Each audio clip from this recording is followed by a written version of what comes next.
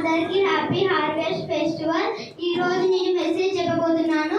ఒక ఊర్లో ఒక క్రిస్టియన్ ఫ్యామిలీ ఉంది.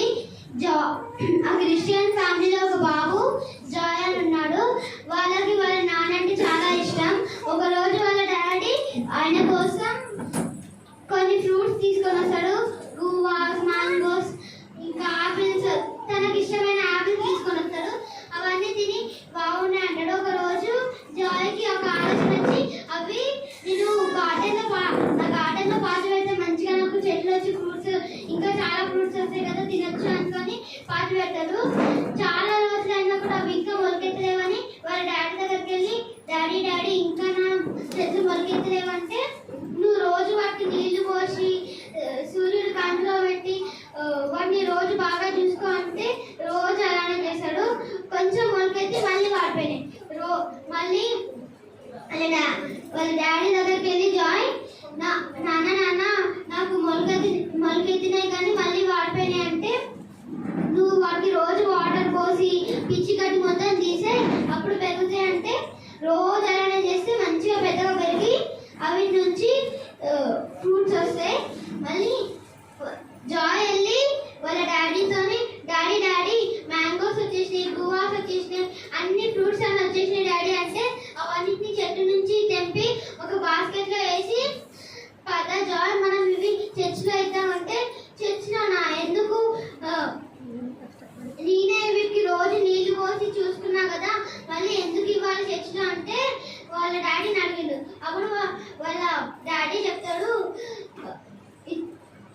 డిటోనమీ 7:8 ఓపెన్ చేసి, ఇజ్రాయేలీని కాపాడినందుకు మనం దేవుడికి మన ఫ్రూట్స్ ఇవ్వాలి అని చెప్తాడు. అప్పుడు ఇజ్రాయేలీల ఎవరు వీళ్ళంతా అని అనుకుంటారు. అప్పుడు వాళ్ళ ఫాదర్ చెప్తాడు, ఇజ్రాయేలీలు చిన్న ఫ్యామిలీగా ఐగుప్తు దేశానికి వెళ్ళి అక్కడ పెద్ద ఫ్యామిలీస్ అవుతారు. అది ఐగుప్తు రాజు ఫరోకి నచ్చలేదు.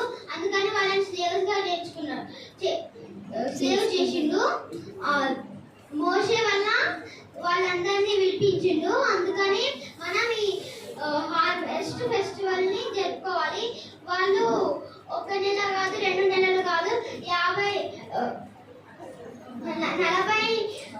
సంవత్సరాలు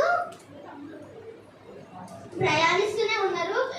అడవి రాత్రిపూట దేవుడు వాళ్ళకి అగ్ని స్తంభముగా, పొద్దున పూట మేఘ స్తంభముగా వాళ్ళని కాచుకుంటూ వచ్చిండు. మళ్ళీ 40 సంవత్సరాల తర్వాత వాళ్ళని పాలు తేనె ప్రవహించే దేశానికి పట్టుకొని వచ్చిండు.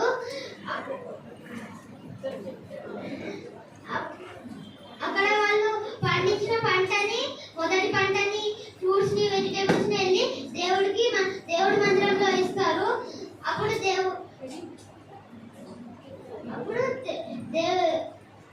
దేవుడికి ఇచ్చి పాస్టర్ గారు ప్రార్థిస్తారు. మనం కూడా దేవుడికి చిన్న కానుకిస్తే దేవుడు మనకి పెద్ద పెద్ద మేలు చేస్తాడు. మనము పాడైపోయిందో చెడిపోయిందో ఇవ్వద్దు. మనకి ఏదైతే మంచిగా అనిపిస్తుందో అదే శ్రేష్టమైనవి ఇవ్వాలి. మనం గురుసుకుంటూ ఇస్తున్నా అట్లా అనుకొని ఇవ్వద్దు. ఇచ్చి